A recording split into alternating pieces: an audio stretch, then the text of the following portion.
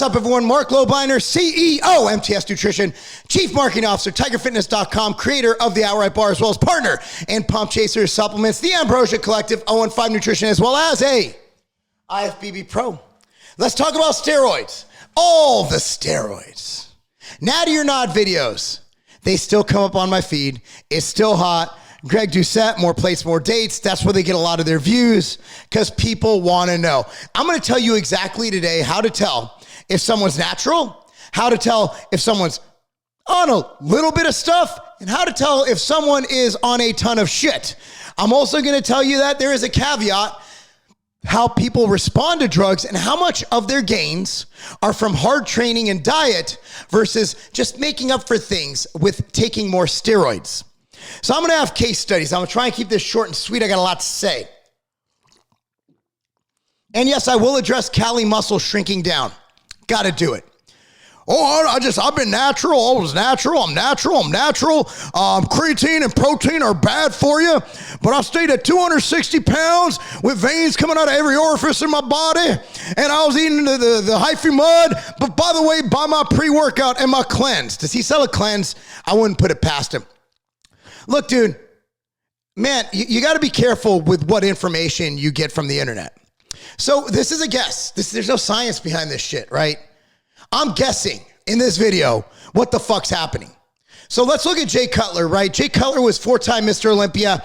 I'm guessing he took quite a bit of steroids. Look at Jay Cutler now.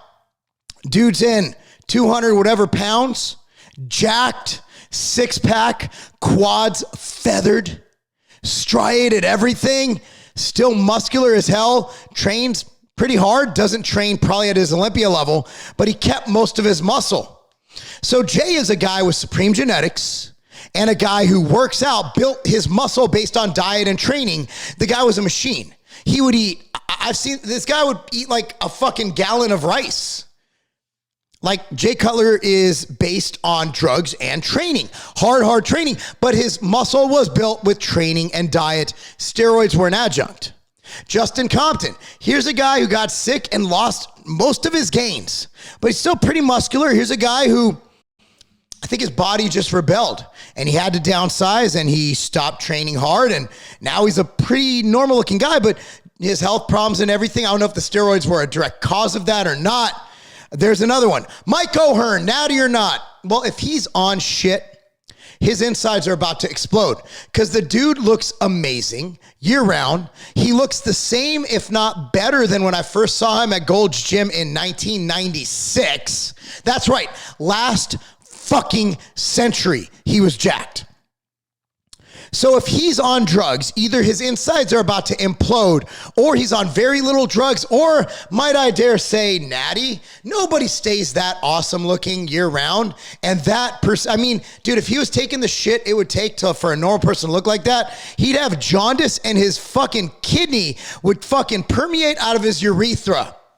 Dude's fucking just amazing. He is. So if he's on stuff, it's very little. And I wouldn't doubt, dude, if it came out, and God came down from the heavens above and said, Mike O'Hearn's natural, I wouldn't be surprised. Nick Trigili, bodybuilding and BS. Dude is like downsized. Okay, he was a huge like monster bodybuilder, right? Downsized, I think he's 220 now. Nick and I are pretty good friends, and I follow him. And dude, he looks amazing. Like he has six pack, his shoulders look great. Like he did drugs, a lot of them, but he built it with diet and training. Okay, then you got naturals. Kurt Widener, Brian Whitaker. Kurt Widener, I saw him at the Arnold. He was at Core's booth. Looks fucking great.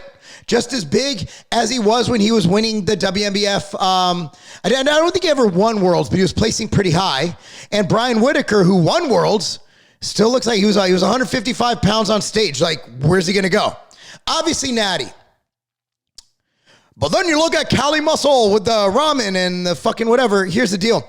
Like, he had heart problems, but he didn't stop eating. He's not been fasting.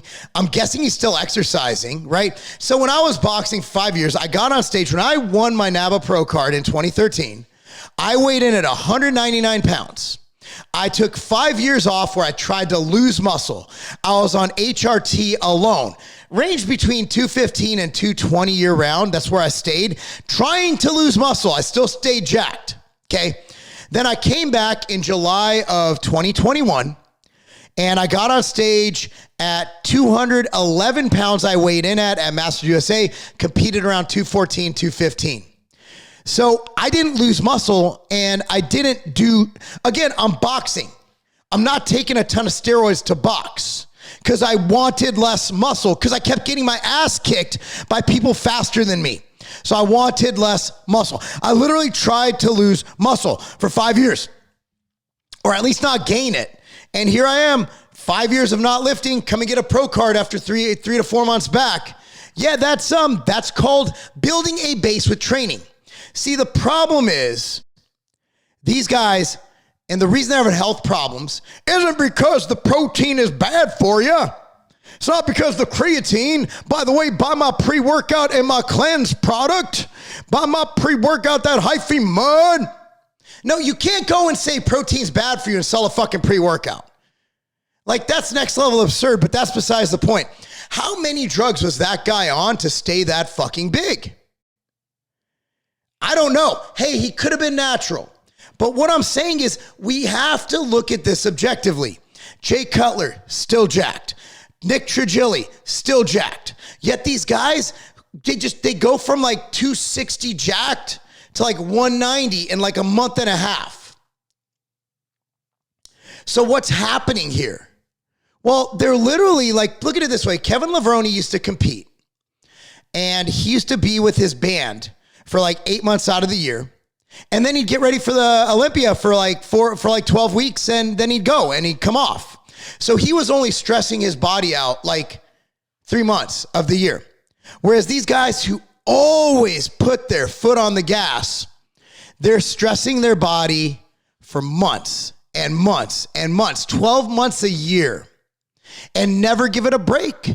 Never let their blood levels level out. Never let their heart take a break from being so big. Kevin Levrone would be like 180 to 200 pounds in the off season.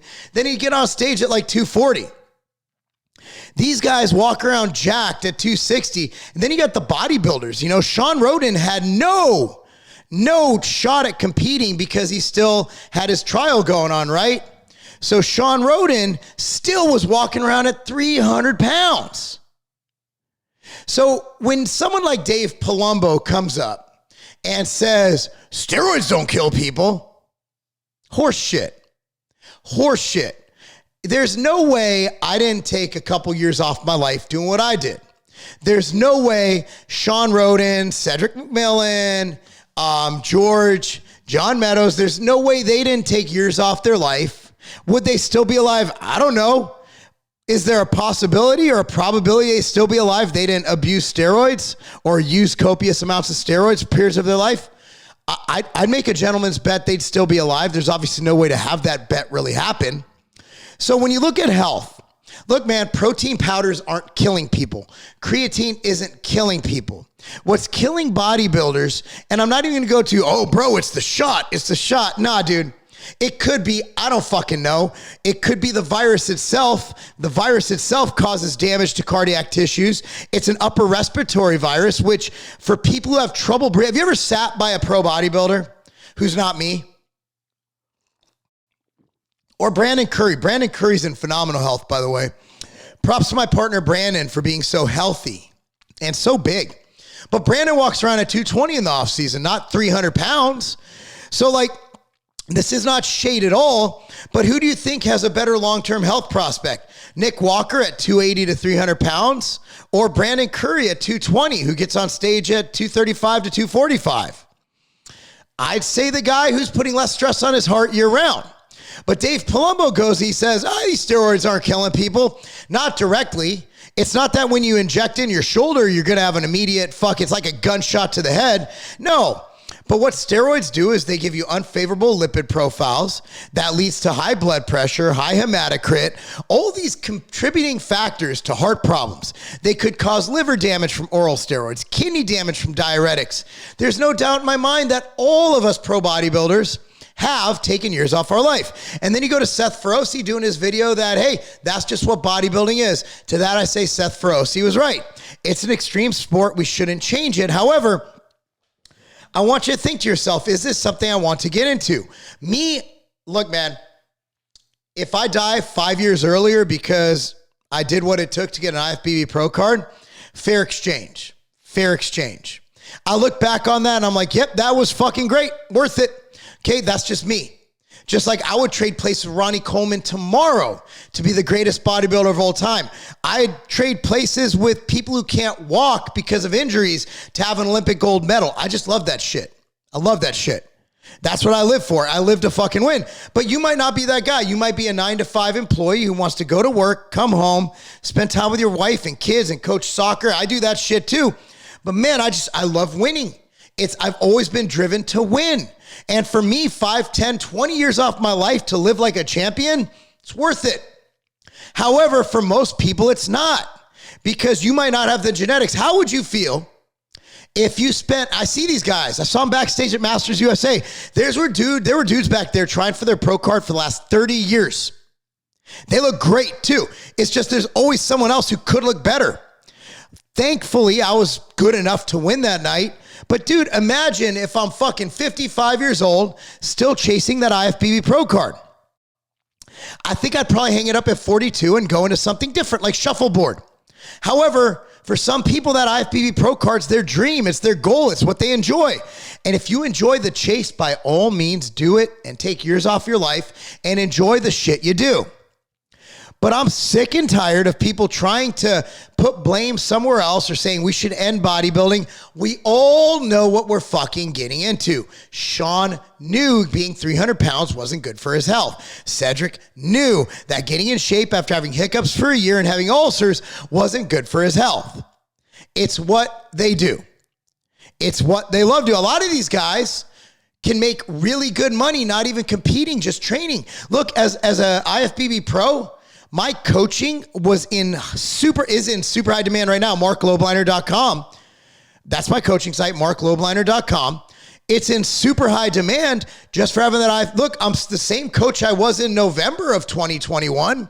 But right now, you put IFBB Pro after your name. It doesn't even matter if you win a pro show. It's like having a doctor in front of your name and practicing medicine. It just is. Dude, Cedric, Sean, John was making tons of cash. But it's what they love to do. Dude, Sean could have trained people and charged an absurd amount and made 300, 400 grand a year. Could have done online coaching, brought in whatever. Could have written fucking ebooks, done whatever he wanted. But we love this shit. We love winning. It is what it is. But I'm tired of people saying that, you know, it's this, it's that. Look, man, we know the risks. We don't need to fucking end bodybuilding. I know this is a bit off topic, but I'm just fucking over this shit because everybody keeps sending me these links to these absurd videos claiming stupid shit like don't take protein. It's like,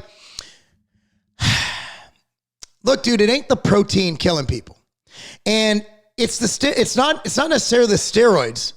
And if you think about how many people compete, NPC shows. Let me put it this way: I believe there was 400 or 500 bodybuilders at Masters USA. Think about it. And then you multiply that by all the NPC shows. I know Kevin DeHaven shows in the Carolinas. He gets 300-400 bodybuilders at some of his shows. We have 50 states. There's thousands and thousands of bodybuilders, and we just have a handful of deaths. And who's to say that that's not above the normal death rate anyway? Look, man, people fucking die. It's one thing I learned in 2020. People die, whether it's from a virus or a car crash, or now there's a huge increase in child suicides because we locked people down for fucking 2 years. People die. Unfortunately, sometimes it's people we love who we want to see succeed. But no death is good death, but it fucking happens. But I'll tell you this, and I paraphrase my good friend and business partner, Brandon Curry. And Katie, am I right about this? I'm not going to live my life afraid to live my life because I'm afraid to die.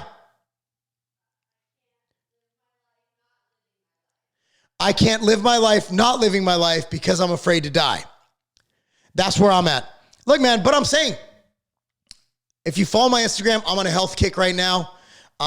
Fruits, veggies, all this shit. You can follow me on Instagram at Marc Lobliner, see more of that. My daughter and I, not because my daughter's on a ton of steroids. She just wants to be healthy. We're on this like super high antioxidant and fruit and veggie kick with lean proteins. By the way, if you haven't tried it, it's fucking 96% lean. It's leaner than chicken and turkey. It's called Piedmontese beef. It's the beef on steroids, not literally, but they lack myostatin genes. So they're just muscular. So it's lean and delicious. It's Piedmontese. I'm going to link it down with Piedmontese.com. That's Piedmontese.com. Coupon code Lobliner saves you 25%. That's right. It's a fucking crazy deal. Anyway, guys, thanks for watching. Look, man, I know I keep bringing them up, but I keep getting these videos set where Callie keeps talking about protein killing people.